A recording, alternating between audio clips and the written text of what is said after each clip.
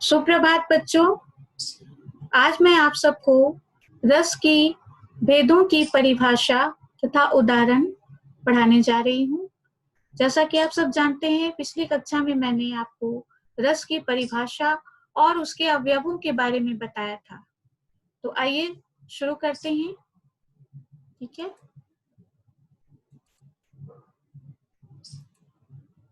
ये मैंने जस्ट एक भूमिका के रूप में दिया है, आप इसको देखिए और मैं अब शुरू करने जा रही हूँ।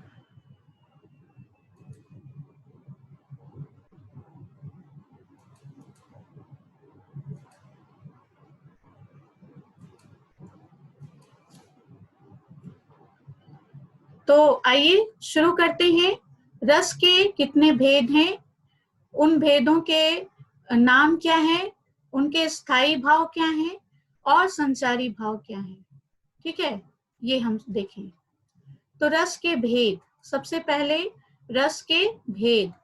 प्राचीन आचार्यों के अनुसार रस के 9 भेद होते हैं, किंतु बाद में आचार्यों ने 2 और भावों को स्थायी भाव की मान्यता देकर अब रसों की संख्या 11 बताई है।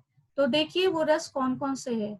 श्रृंगार रस, हास्य रस, करुण रस, रौद्र रस, वीर रस, भयानक रस, विभत्स रस, अद्भुत रस, शांत रस, वात्सल्य रस और भक्ति रस।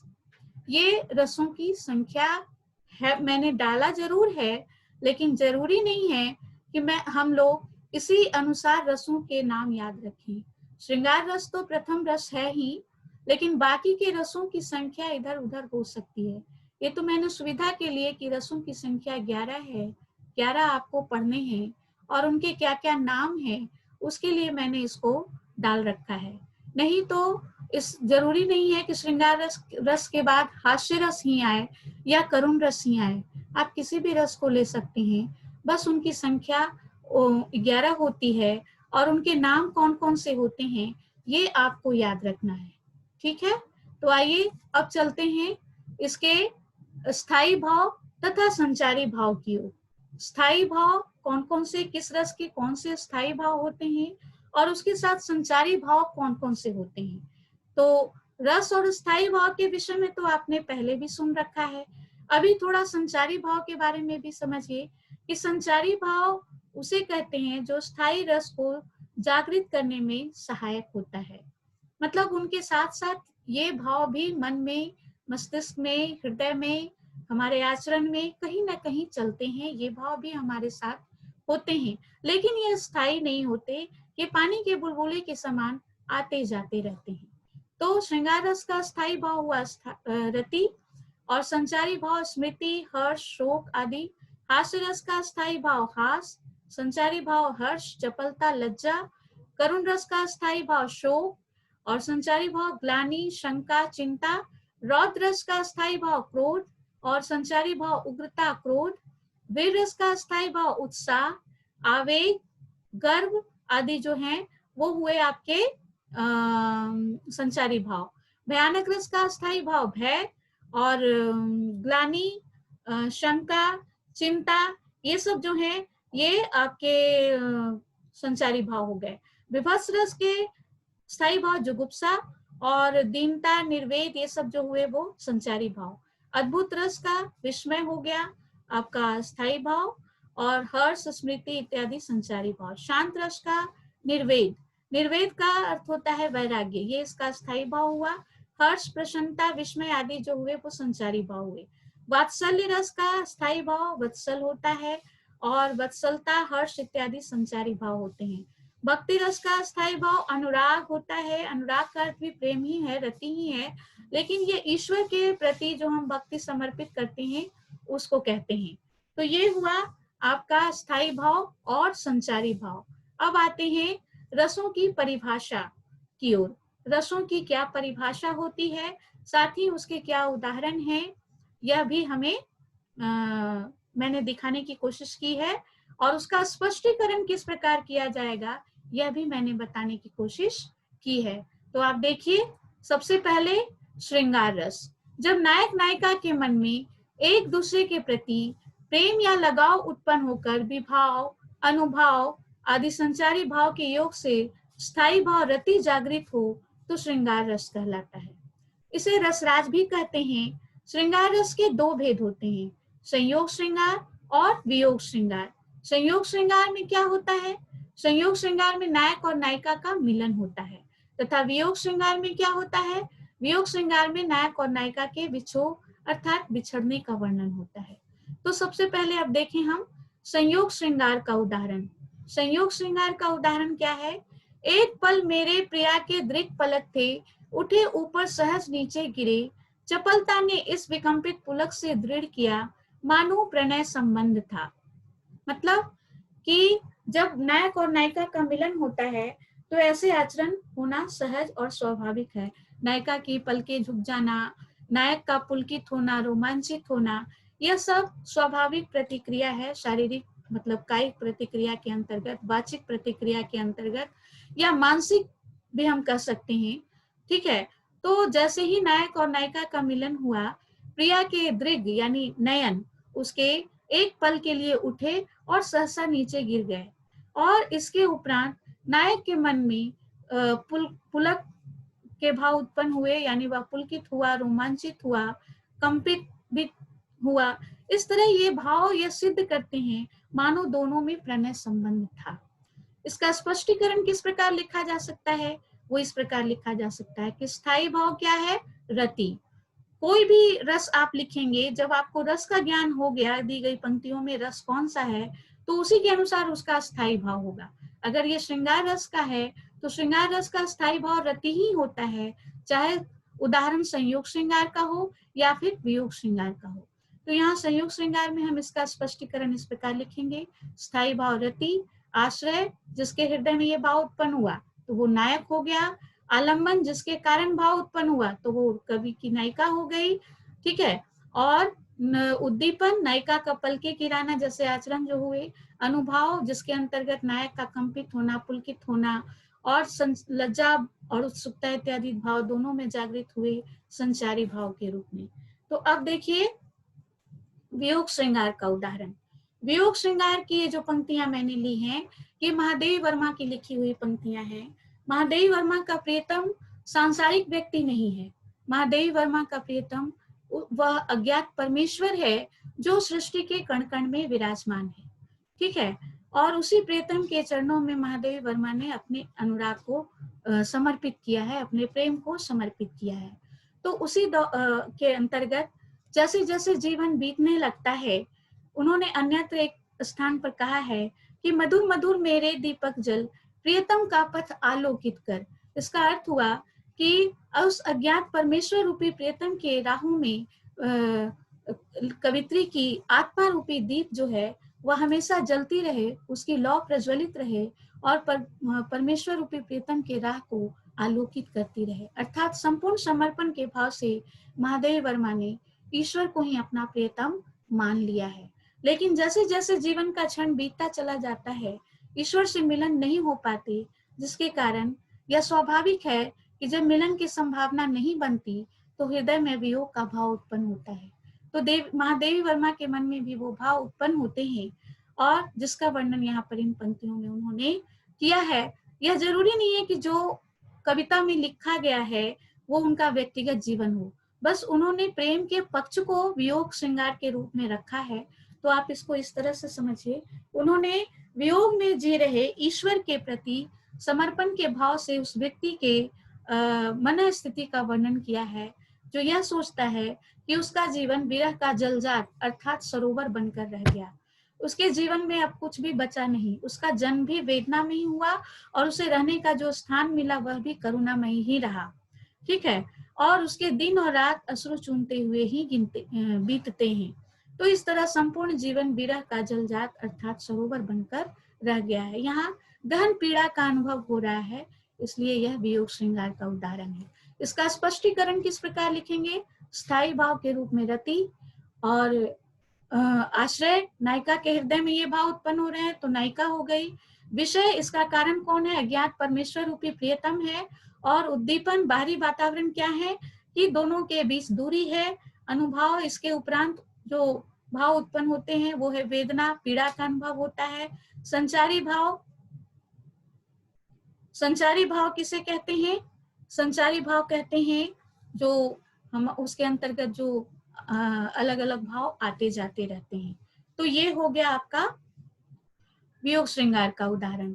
अब हम अगला देखें, करुण रस। करुण रस किसे कहते हैं? प्रिय या मनचाही वस्तु के नष्ट होने या उसका कोई अनिष्ट होने पर शोक से जब व्यक्ति का हृदय भर जाए तो वहां करुण रस जागृत होता है। मतलब इसका अर्थ ये जरूरी नहीं है कि प्रेम में ही करुणा होती है, वियोग में पीड़ा होती है, वो तो श्रृंगार की बात हो गई। करुण रस के अंतर्गत कुछ और बातें भी हो सकती है, जैसे हमारा कोई सगा संबंधी बीमार हो, उसकी अवस्था से हम पीड़ित हों, हम करुणा से भर गए हों, या फिर कोई व्यक्ति संसार को छोड़कर चला गया हो जिसके कारण हमारा हृदय करुणा से भर गया हो, या फिर जीवन का कोई गहन अभाव, कोई ऐसी पीड़ा जो हमारे जीवन में एक अभाव बनकर हमें सता रही हो, तो उसके अंतर्गत जो भाव हृदय में स्थायी भाव के रूप में आते हैं वो भी करुण रस ही कहलाते हैं। यहाँ आप देखिए, इसके उदाहरण के रूप में मैंने ये पंक्तियां ली है कि हाँ सही न जाती मुझसे अब आज भूख की ज्वाला, कल से ही प्यास लगी है हो रहा हृदय मतवाला, सुनती हूँ तू राजा है मैं प्यारी बेटी तेरी, क्या दया न आती तुझको यह दशा देख कर मेरी। यहाँ स्थिति एक भूखी लड़की का है जो भूख से बिलबिला रही है और भूख से बिलबिलाते हुए अपने पिता से अपने मन की बात, अपनी व्यथा कह रही है। और तो इसको कि मतलब वह बहुत भूखी है और उसका पिता उसे देख करके भी कुछ नहीं कर पा रहा है, असहाय बैठा हुआ है। क्या उसे उसकी दशा देखकर दुख नहीं होता, दया नहीं आती? तो ये करुण रस का उदाहरण है, जिसका स्पष्टीकरण के रूप में हम क्या लिखेंगे कि स्थायी भाव के रूप में शोक होगा और आश्रय, भूखी लड़की के मन में ये भाव जागृत हुए हैं, इसलिए भूखी बेटी आश्रय हो गया। लाचारी और भूखे रहना ये सब आलंबन के रूप में आएंगे। पिता का असहाय बैठे रहना, यानी बच्चा भूखा हो और पिता कुछ नहीं कर पा रहा हो, तो यह भी एक अजीब स्थिति उत्पन्न करती है, इसको हम उद्दीपन कह सकते हैं। और भूखी बेटी का क्रंदन जो है वो अनुभव के रूप में, कायिक अनुभव के रूप में सामने आते हैं। संचारी भाव के रूप में पिता के अंदर ग्लानि है, रुदन है, बेटी के अंदर तिरस्कार की भावना है, तो ये सब मिलकर के इस यहाँ पर करुण रस का निर्माण करते हैं। अब हम अगला देखें, वीर रस किसे कहते हैं? वीर रस की क्या परिभाषा है? युद्ध अथवा किसी कठिन कार्य को करने के लिए हृदय में जब नियत उत्साह, स्थायी भाव के जागृत होने के प्रभाव स्वरूप जो भाव उत्पन्न होता है उसे वीर रस कहा जाता है। तो उसका स्थायी भाव उत्साह है, ठीक है। वीर रस यानी कि आप उसको उदाहरण के रूप से देखिए, वीर रस का उदाहरण क्या है? सारथी मतलब नायक हो या नायिका हो, जब युद्ध भूमि का क्षेत्र होता है तो युद्ध भूमि में कोई श्रृंगार की बातें नहीं करता, करुणा की बातें नहीं करता, हताशा की बातें नहीं करता, वहां पर जोश और उत्साह की बातें की जाती है और मन में एक ही भाव होता है कि किसी भी प्रकार शत्रु से विजय प्राप्त करें। हे सारथी, यहाँ उदाहरण जो दिया गया है वह महाभारत का ही प्रसंग है, युद्ध भूमि का ही प्रसंग है, ठीक है। जब मैंने बताया है आपको कुछ पंक्तियों के दौरान, तो यहाँ पर मैं बता रही हूँ कि जब युद्ध भूमि में युद्ध छिड़ चुका है कौरवों और पांडवों के बीच, और एक दिन स्थिति ऐसी आती है कि कौरव जो है, कौरव की सेना की ओर से गुरु द्रोण जो भीष्म पितामह जो हैं वो चक्रव्यूह की रचना करते हैं, ठीक है। तो नहीं, भीष्म पितामह नहीं करते हैं, गुरु द्रोणाचार्य करते हैं। भीष्म पितामह तो उस समय ये हो चुके थे, मतलब उनको बाणों की शैया पर लिटाया जा चुका था। तो उस दिन गुरु द्रोणाचार्य थे सेनापति के रूप में और उन्होंने चक्रव्यूह की रचना की थी। चक्रव्यूह में होता क्या है कि अगर सामने वाले व्यक्ति को, सैनिक को अगर उसमें घुसने का, चक्रव्यूह में प्रवेश करने का नियम मालूम है और निकलने का नियम मालूम है, तभी उसे उसमें जाना चाहिए। जब तक ये नियम नहीं मालूम हो उसमें घुसना जान से जाने के समान है। तो यहाँ पर होता क्या है कि इस बात को गुरु द्रोण जानते थे और कौरवों की सेना कपट से अर्जुन को मतलब गुरु द्रोण, कौरवों की सेना की ओर से गुरु द्रोण ने इसका निर्माण किया था और वो इसका भेदन भी करना जानते थे, और पांडवों की ओर से इसका भेदन करना या निर्माण करना, इसमें प्रवेश करना, ये सब कुछ केवल और केवल अर्जुन को मालूम था और किसी को नहीं मालूम था। एक अभिमन्यु था, चूंकि अर्जुन की दूसरी पत्नी सुभद्रा जब गर्भवती थी तो चक्रव्यूह में प्रवेश करने और भेदन करने की नीतियों को अर्जुन कथा के रूप में सुभद्रा को, अपनी पत्नी को सुना रहे थे। तो उस दौरान गर्भ में बालक जो अभिमन्यु पल रहा था, वह उसने उस कथा को सुना था जिसमें उसने प्रवेश करने की बात सुनी थी। तो प्रवेश करने की जो बात उसने सुनी, उसके अनुसार उसे ये ज्ञान हो गया था कि चक्रव्यूह में कैसे प्रवेश करना है। क्या है कि गर्भ में पल रहे बच्चे अपने माता के कान से सुनते हैं, माता की आंखों से देखते हैं, और अगर माता सो जाती है तो उनकी भी आंखें बंद हो जाती हैं, कान बंद हो जाते हैं। तो बिल्कुल यही स्थिति यहाँ पर सामने आई है कि अभिमन्यु युद्ध भूमि में जब देखता है कि चक्रव्यूह का निर्माण किया गया है, तो प्रवेश करना तो उसे आता है, किंतु निकलना उसे नहीं आता, क्योंकि उसकी माता सो गई थी। फिर भी एक वीर व्यक्ति की वीरता इसी में है कि वह हर परिस्थिति का सामना जीवन के अंतिम सांस तक करे। ठीक है, तो अभिमन्यु उसमें प्रवेश करने के लिए तैयार होता है, लेकिन उसका सारथी उसे रोकता है। तब वो सारथी से क्या कहता है वो देखिए। हे सारथी, है द्रोण क्या देवेंद्र भी आकर अड़े, है खेल क्षत्रिय बालकों का व्यूह भेदन कर लड़े। मैं सत्य कहता हूं सखे, सुकुमार मत जानो मुझे, यमराज से भी युद्ध को प्रस्तुत सदा मानो मुझे। ठीक है, वो कहता है कि ये सारथी, अभी तो द्रोण है, अगर यहाँ पर देवेंद्र अर्थात इंद्र भी आ जाएं तो भी हम इसी तरह अड़े रहेंगे। यह क्षत्रिय चक्रव्यूह भेदन तो क्षत्रिय बालकों का खेल है। सो मैं सत्य कहता हूँ, मुझे सुकुमार या कोमल मत समझो। अगर यहाँ पर यमराज भी आ जाएंगे तो भी मैं उनसे युद्ध करने के लिए प्रस्तुत रहूंगा। ठीक है, तो इसका स्पष्टीकरण क्या हो, पूरी तरह से वीरता से ओतप्रोत है अभिमन्यु का हृदय, तो जाहिर है कि उसके हृदय में स्थायी भाव, उत्साह है, जोश है, तो उत्साह स्थायी भाव हो गया। और किसके हृदय में हुआ, अभिमन्यु, तो आश्रय हो गया। आलंबन कौन हुआ, किसके कारण ये भाव जागृत हुआ, तो गुरु द्रोण और अन्य जो क्षत्रिय वीर थे उनके कारण। आसपास का वातावरण उद्दीप्त करता है तो वो उद्दीपन कहला गया, जो युद्ध क्षेत्र का वातावरण है। और संचारी भाव के रूप में उत्सुकता है, जोश है, विजय पाने की लालसा है, ये सब कह सकते हैं हम। तो ये हो गया वीर रस का उदाहरण। अगला हम देखें विभत्स रस की परिभाषा। विभत्स रस किसे कहते हैं, विभाव, अनुभाव तथा संचारी भावों के मेल से घृणा स्थायी भाव जब जागृत हो जाता है तो विभत्स रस के रूप में को जन्म देता है। विभत्स रस का स्थायी भाव जो गुस्सा है, आप इसका उदाहरण देखिए, मतलब ऐसी स्थिति परिस्थिति जहां हम नहीं जाना चाहते हैं, उस दृश्य को हम देखना नहीं चाहते, उस दृश्य में हम रमना नहीं चाहते और हमें जाना पड़ रहा है या देखना पड़ रहा है, तो वहां पर अनायास हमारे अंदर घृणा की भावना आ जाती है। कई बार स्थिति ये होती है कि व्यक्ति से भी हमें घृणा हो जाती है, जिस व्यक्ति को हम देखना नहीं चाहते उस पर नजर पड़ जाती है, तो वहां पर भी हमें घृणा, लेकिन उस घृणा और इस घृणा में थोड़ा अंतर होता है। ये है कि अनायास हम कोई ऐसी स्थिति परिस्थिति में फंस गए हो, ऐसे परिवेश में फंस गए हो, जिसे देखकर, जिसके बारे में सुनकर हमारे मन में घृणा का भाव उत्पन्न होता है, तो वह विभत्स रस कहलाता है। तो वो उसका उदाहरण देखिए, वो इस प्रकार है। ये युद्ध भूमि में युद्ध के बाद जो लाशों का ढेर बिछा हुआ है, उन लाशों के ढेर में सभी मृत शरीर है। जंगली जानवर, चील, कौए, गिद्ध किस प्रकार उस पर टूट पड़ते हैं, इसका वर्णन इन पंक्तियों में किया गया है।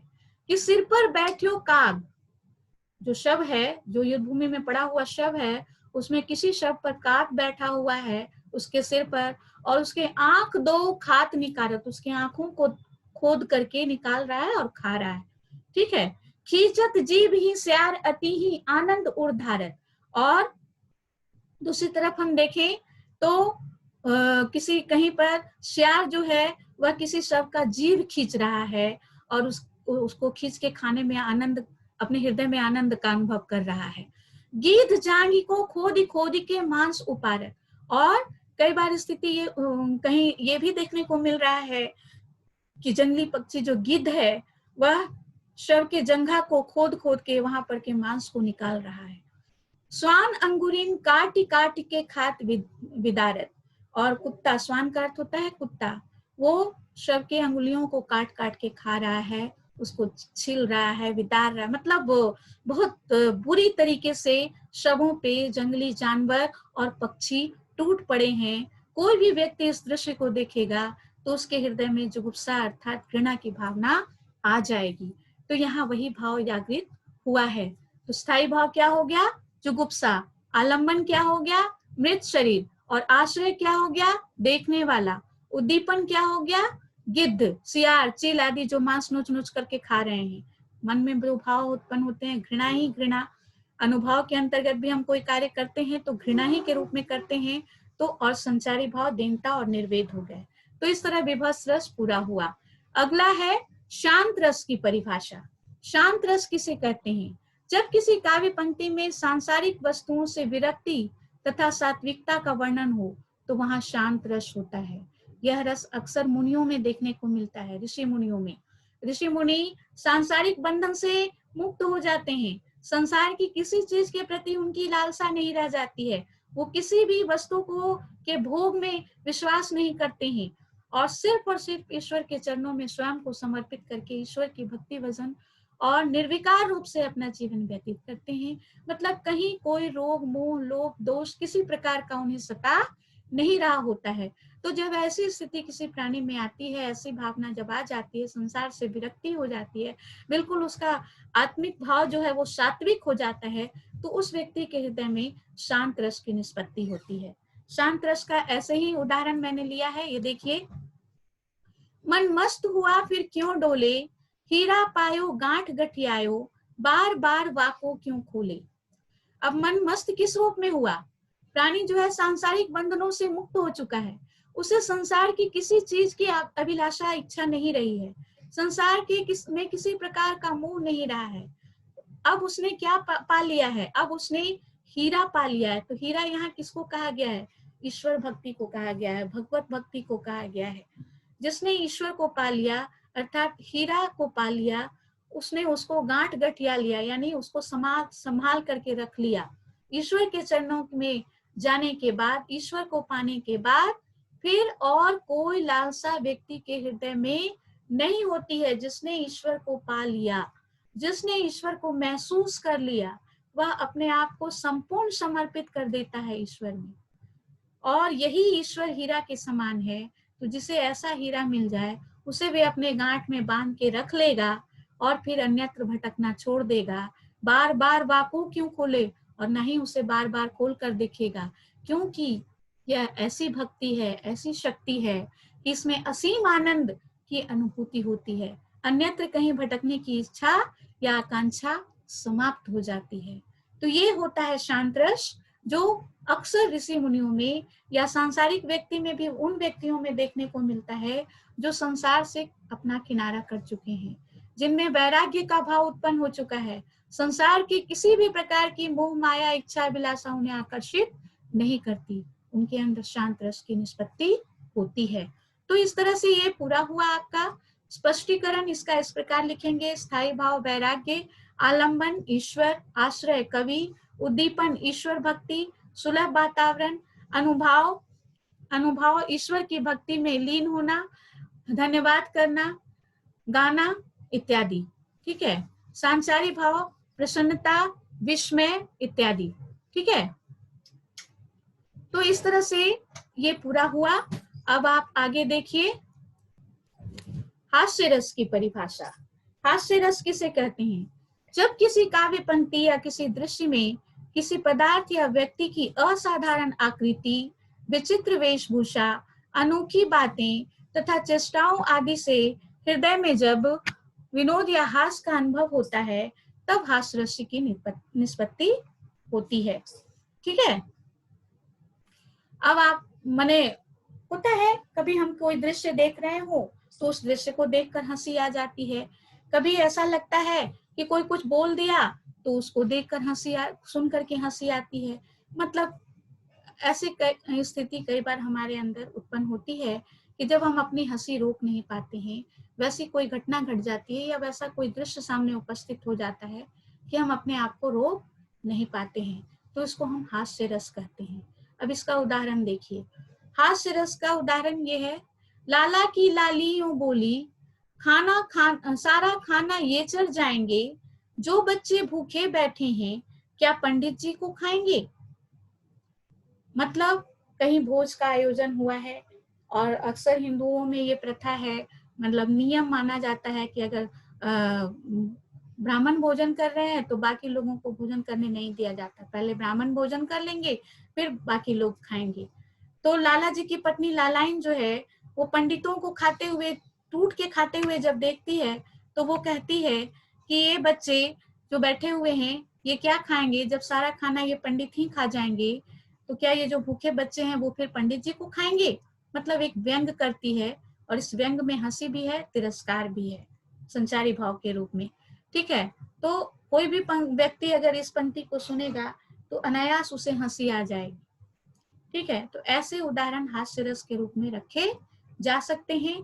स्पष्टीकरण इस प्रकार हम लिख सकते हैं, स्थायी भाव हास, आश्रय कौन है, जो भी इस कथन को सुनेगा उसको हंसी आएगी तो पाठक का श्रोता हो गया, और आलंबन इसका कारण कौन बना, वो लगातार खाने वाले पंडित बन गए, और अनुभाव क्या बन गया, लालाइन के व्यंग वचन, संचारी भाव, चंचलता, उग्रता, तिरस्कार इत्यादि आ गए। ठीक है, अब आगे देखते हैं। आगे है रौद्र रस। रौद्र रस किसे कहते हैं, जब किसी भी काव्य पंक्ति में या दृश्य में विभाव, अनुभाव और संचारी भावों के मेल से स्थायी भाव के रूप में क्रोध का जन्म हो, तब रौद्र रस की निष्पत्ति होती है। यानी रौद्र का अर्थ है क्रोध। ठीक है, तो क्रोध में व्यक्ति असंयत हो जाता है, तो वैसी स्थिति में वह कुछ भी बोल देता है, और उसका उदाहरण मैंने इस प्रकार, नायक के मन में युद्ध भूमि में क्रोध के कारण उसका तन कांपने लगा है, इसका उदाहरण मैंने दिया है कि उस काल मारे क्रोध के तनु कांपने लगा, मानो हवा के वेग से सोता हुआ सागर जगा। मतलब नायक जो है क्रोध के अधिकता के कारण, युद्ध भूमि में क्रोध की अधिकता के कारण कांपने लगता है, और उसका मन जो है ऐसा देखने में लगता है मानो वह हवा के वेग से सागर की लहरें जिस प्रकार कंपित होने लगती हैं, वैसे ही नायक गुस्से में कंपित होने लगता है। तो वास्तव में यह पंक्ति भी अभिमन्यु से ही संबंधित है।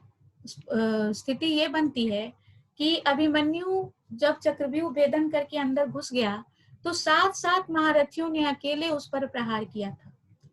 ऐसी स्थिति में क्रोध के कारण उसका मन जो है वो कांपने लगा था। वह क्रोध से विचलित होकर के, परेशान होकर के, मतलब अब जाहिर सी बात है एक व्यक्ति पर 7 लोग आक्रमण करेंगे तो क्रोध तो उसका बढ़ेगा ना, तो वही स्थिति यहाँ उत्पन्न होती है। तो आश्रय नायक हो गया अभिमन्यु। अभिमन्यु को मारने वाला जयद्रथ जो था आगे आगे बढ़ के प्रहार कर रहा था, और उद्दीपन अकेले बालक अभिमन्यु को युद्ध में फंसा करके 7 महारथी उस पर प्रहार कर रहे थे। अनुभाव के रूप में शरीर का कांपना, मुख लाल होना क्रोध के कारण, उग्रता, चपलता इत्यादि भाव आएंगे। अब अगला देखें हम, क्या है, भयानक रस। भयानक रस किसे कहते हैं, जब किसी काव्य पंक्ति में या दृश्य में भय उत्पन्न करने वाली बातें अथवा व्यक्ति को देखने, सुनने अथवा उसकी कल्पना करने से मन में भय छा जाए, तो उस वर्णन में भयानक रस होता है। मतलब कोई किसी घटना का वर्णन कर रहा है, उसे सुन करके हमारे हृदय में भय उत्पन्न हो गया, तो ये यहाँ पर भयानक रस कहलाएगा। उसके अंतर्गत हमारे हृदय में जो स्थायी भाव जागृत होता है वो भय होता है। जैसे बहुत सारे लोग सुनसान जगह पे डर जाते हैं, किसी आवाज को सुन करके डर जाते हैं, तो इस तरह से वहां पर भयानक रस की निष्पत्ति होती है और हृदय में स्थायी भाव भय जागृत होता है। उदाहरण देखिए, एक ओर अजगर ही लखी, एक ओर मृगराय, विकल बटोही बीच ही परियो मूर्छा खाए। अब इसमें भय की स्थिति क्या है कि एक राहगीर जंगल में जा रहा है, अचानक से उसे एक तरफ अजगर दिख जाता है और दूसरी तरफ मृगराय यानी सिंह दिख जाता है। तो ये दोनों ही स्थितियां जो है वो उसको भय में डाल देती हैं। वो तय नहीं कर पाता कि उसे क्या करना चाहिए और क्या नहीं करना चाहिए। ठीक है, तो इस तरह से स्थायी भाव के रूप में यहाँ पर भय जागृत होता है, और ये तो भय की अधिकता इतनी अधिक होती है कि वह मूर्छा खा करके गिर जाता है। तो इसलिए यहाँ पर भयानक रस की निष्पत्ति हुई है। आलम्बन क्या है, किस कारण भय की निष्पत्ति हुई है, तो भयानक जंगल है। आश्रय किसके मन में हुआ, तो रागीर के मन में हुआ। और कारण कौन बन गया, तो अजगर और शेर बन गए, है ना। और उसके बाद की जो प्रतिक्रिया हुई वो क्या हुआ, आदमी इतना डर गया और मूर्छित हो गया, दोनों स्थिति आ गई। उसके बाद संसारी भाव की, या तो व्यक्ति ऐसी स्थिति में मर जाता है, हार्ट अटैक हो जाता है, या फिर बेहोश हो जाता है। तो ये भयानक रस का उदाहरण हुआ। अगला आप देखिए, अद्भुत रस। अद्भुत रस किसे कहते हैं, जब किसी भी काव्य पंक्ति या दृश्य में किसी असाधारण, अलौकिक या आश्चर्यजनक वस्तु, दृश्य या घटना को देखने सुनने से जो आश्चर्य होता है उसे हम अद्भुत रस कहते हैं। उसके कारण अद्भुत रस की उत्पत्ति होती है। कोई भी बात ऐसी हो जो जिसके बारे में हमने कभी ना सुना हो और अचानक से सुन लिया, तो आश्चर्य का भाव आएगा मन में। और इसी तरह कोई ऐसी बात जो अलौकिक हो, जिसके बारे में किसी ने पहले ना देखा हो ना सुना हो, तो वहां भी आश्चर्य की स्थिति बनती है। तो ऐसी स्थिति में अद्भुत रस की निष्पत्ति होती है। और अद्भुत रस में स्थायी भाव विस्मय होता है। ये एक उदाहरण मैंने लिया है, देखा जाए तो ये कृष्ण का प्रसंग है कि यशोदा और के घर में कृष्ण जो है वो मतलब पल रहे हैं। ये सभी जानते हैं कि यशोदा के घर में कृष्ण पल रहे हैं। एक बार किसी घटना के दौरान ऐसा बताया गया है कि कृष्ण जो है वो मिट्टी खा लेते हैं। बालक मिट्टी खाते हैं, बच्चों का स्वभाव होता है मिट्टी खाना, तो कृष्ण भी मिट्टी खाते हैं। और यह जब यशोदा ने देखा कि कृष्ण मिट्टी खा रहे हैं, तो उन्होंने कृष्ण से पूछा कि क्या तुम मिट्टी खा रहे हो। तो कृष्ण ने कहा कि नहीं। कृष्ण ने इनकार कर दिया, मिट्टी नहीं खा रहा हूं, लेकिन उनके मुख में मिट्टी लगी हुई थी। तो यह देख करके यशोदा को बहुत गुस्सा आता है। वो एक माँ को गुस्सा आएगा ही आएगा। तो वो कहती हैं कि अच्छा, तो मुझे मुंह खोल कर दिखाओ। तो कृष्ण ने जब मुंह खोला, परमात्मा के अवतार थे कृष्ण, कृष्ण ने जब मुंह खोला तो उनके मुख में पूरा ब्रह्मांड दिख गया। उसी का वर्णन है यहाँ पर कि अखिल भुवन चर अचर सब हरि मुख में लखी मातु। माता ने हरि के मुख में, कृष्ण रूपी हरि के मुख में अखिल भुवन यानी पूरा संसार, चर और अचर जितने भी चीजें हैं, पर्वत हो, नदी हो, पहाड़ हो, झरने हो, ज्वालामुखी हो, यहाँ तक कि यशोदा ने स्वयं को भी हरि के मुख में देख लिया। ठीक है। तो ये सारा कुछ देख करके माता बिल्कुल चकित रह गई। चकित भई गदगद वचन विकसित दृग पुलकातु। वो चकित हो गई और उसके बाद मतलब वो पुलकित भी हो गई, चकित भी हो गई, तय नहीं कर पाई कि क्या है ये बच्चा, कौन है और इसने ये मुझे क्या दिखाया। तो यहाँ स्थायी भाव विस्मय है। आश्रय यशोदा के हृदय में विस्मय का भाव जागृत होता है। आलम्बन कृष्ण मुख है, कृष्ण के मुख में पूरा ब्रह्मांड दिखने के कारण वो दिखा है। और उद्दीपन में कृष्ण मुख के भीतर के दृश्य, कृष्ण के मुख में जो पूरा ब्रह्मांड दिखा है उसी को उद्दीपन कहा गया है। और संचारी भाव क्या है, अनुभव क्या होता है कि यशोदा की आंखें फैलती चली जाती है, वो विश्वास नहीं कर पाती है, तय नहीं कर पाती है कि यह क्या है। ठीक है। संचारी भाव के रूप में दैन्य तथा भय, मतलब किसी बालक, सामान्य बालक में इतना कुछ देख लेना जिसके कारण दीनता का भाव भी उत्पन्न होता है और भय का भाव भी उत्पन्न होता है। तो ये हुआ अद्भुत रस। अब हम वात्सल्य रस की परिभाषा देखें।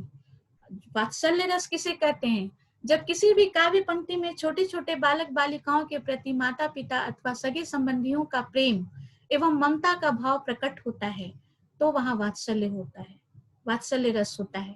अर्थात कहने का तात्पर्य क्या है, कहने का तात्पर्य है कि छोटे छोटे बच्चों के प्रति जो हमारे मन में प्रेम का भाव उत्पन्न होता है, प्रेम के अंतर्गत जो हम प्रेम की भावना की अतिरेकता में कुछ जो भी हम कार्य करते हैं, ममता करते हैं, स्नेह करते हैं, उसको वात्सल्य रस कहा गया है। और वात्सल्य रस का स्थायी भाव वत्सल होता है। तो यहाँ देखिए यह भी कृष्ण का ही प्रसंग है जिसका वर्णन इस दोहे में किया गया है कि सोहित कर नवनीत लिए घुटरुम चलत रेणु तनु मंडित मुख दधि लेप किए। इसकी मतलब छोटे छोटे बच्चे, पहले बच्चे पूरा वस्त्र नहीं पहनते थे, थोड़े बहुत आभूषण और थोड़े बहुत वस्त्र पहनते। छोटे बच्चों को धूल में खेलने के लिए छोड़ दिया जाता था। ऐसा माना जाता था कि बच्चे धूल में खेल करके ज्यादा स्वस्थ रहते हैं। तो कृष्ण के साथ भी ये बात थी। सोहित कर नवनीत लिए मतलब घुटन, उनका पूरा शरीर जो है वो रेणु यानी धूल से सना हुआ है।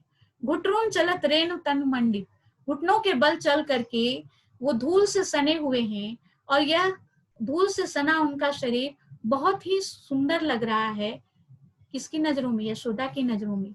मुख दधि लेप किए, पूरे शरीर में धूल लिपटे, धूल कण से सने हुए हैं वो, और मुख पर दही लगा हुआ है। तो यह उनके सौंदर्य को और बढ़ा रहा है। हालांकि सामान्य लोग को शायद ऐसे ऐसे बच्चे नहीं अच्छे लगे,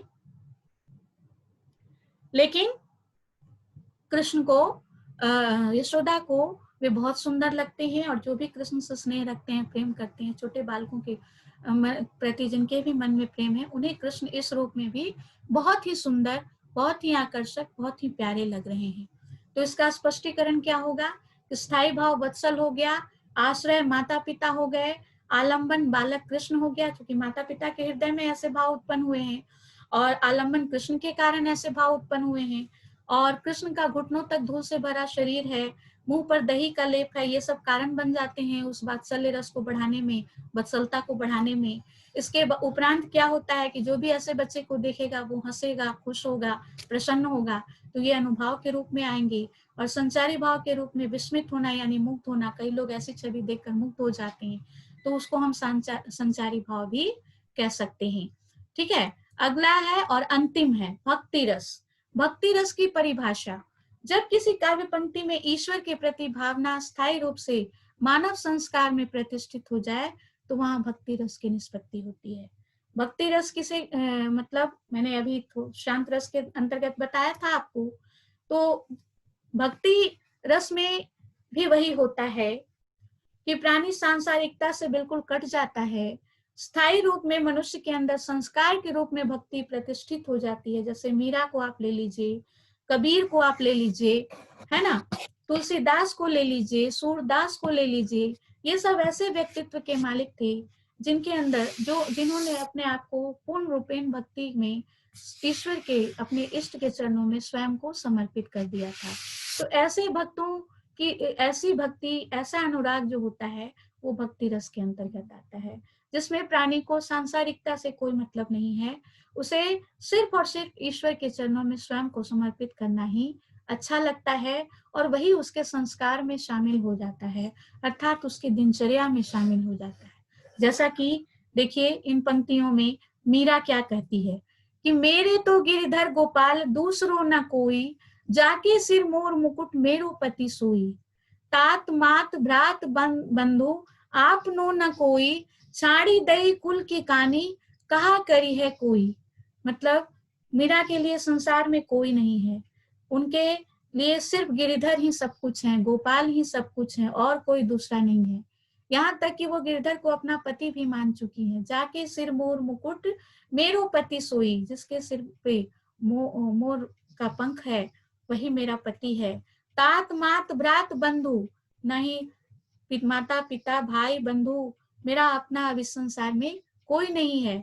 छाड़ी दई कुल की कानी कहा करी है सोई कोई, मतलब कि उन्होंने यहाँ तक कि कुल की लज्जा, कुल जैसे बहुत से लोग खानदान है तो ये है, सबका उदाहरण देते हैं कि हमें इन सब के बारे में भी सोचना चाहिए, लेकिन उन्होंने कुल की लाज को भी त्याग दिया है और कहा करिए कोई, जिसको जो कहना है कहते रहे, उन्हें इसकी कोई परवाह नहीं है। तो इस तरह से यहाँ पर स्थायी भाव अनुराग हो गया, जो ईश्वर विषयक रति है, ईश्वर के चरणों में प्रेम है।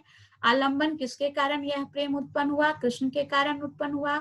उद्दीपन, कृष्ण के बारे में उन्होंने कई लीलाएं, कई सत्संग किए थे, कई लीलाओं के बारे में सुन रखा था, तो वे सब कारण बने जिसके अंतर्गत मीरा के मन में प्रेम की निष्पत्ति हुई कृष्ण के लिए। अनुभव यानी कृष्ण को महसूस करके वो कभी रोमांचित होती है, कभी अश्रु गिराती है, अश्रु बहाती है, और कभी घनी पीड़ा में डूब जाती है। संचारी भाव के रूप में हर्ष, गर्व, निर्वेद और उत्सुकता आदि आते हैं। तो इस तरह से ये आपका पूरा हुआ। देखिए आप यहाँ मैंने इसको रस के अंतर्गत जितने भेद थे, उनकी परिभाषाएं थी, वो सब कुछ मैंने आपको बता दिया, समझा दिया। उम्मीद करती हूँ आपको समझ में बात आई होंगी, और अगर नहीं भी आई हैं, जो बातें समझ में नहीं आई हैं, वो मैं अगली कक्षा में कोशिश करूंगी, आपको समझाऊंगी। ठीक है, तो तब तक के लिए विदा लेते हैं। धन्यवाद। ओके।